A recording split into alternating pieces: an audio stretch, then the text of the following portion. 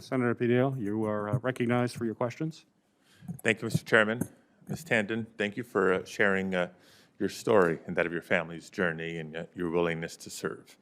The COVID-19 pandemic has made clear what many of us have known for a long, long time, and that is that in many ways there are really not just two Californias in my home state, but two Americas. One that has the luxury of remote work, of a stock portfolio that's surging, and many other privileges, and the other that is on the front lines of this pandemic, comprised of essential workers that go home, many to low-income and diverse communities that have long suffered from lesser access to health care, to affordable housing, to good schools, healthy food, clean air, and water.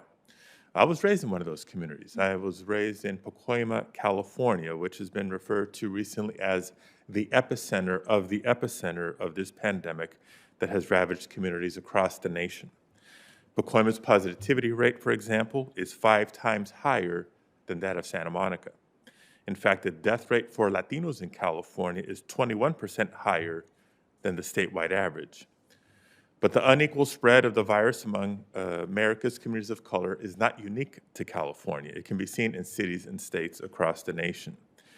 Ms. Tanden, as Director of the Office of Management and Budget, how will you ensure that there will be equity when it comes to fighting this pandemic?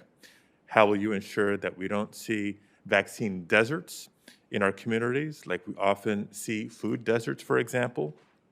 And more broadly, how will you ensure that federal grants, agency actions, and new regulations actually address the glaring inequities that have been exposed by the pandemic, both in California and across the nation?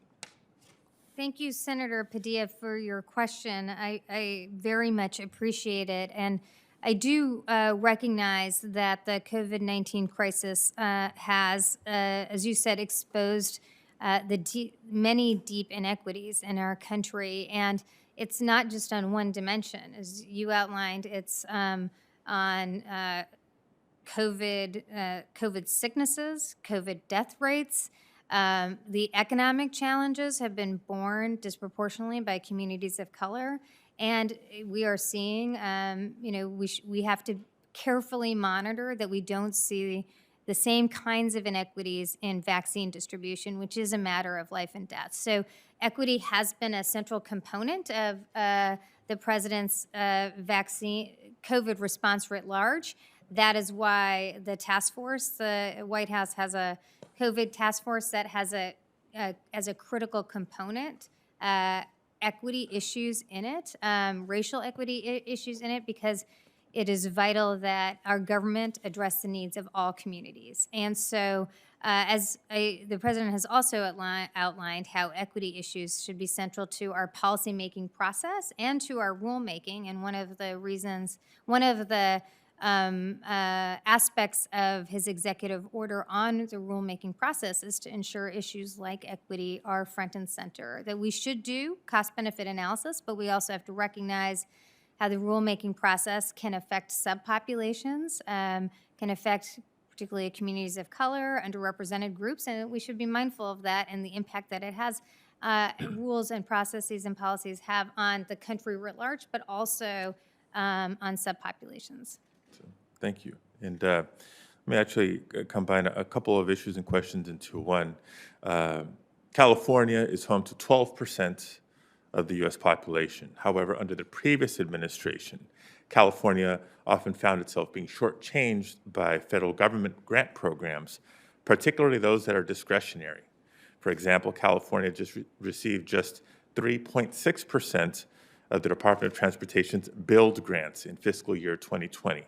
And 0% of the department's infra grants. So I want to ask for your thoughts on ensuring that every federal agency does not politicize the awarding of grants, especially discretionary grants, and California receives fair treatment. But let me also underscore one specific as it pertains to FEMA.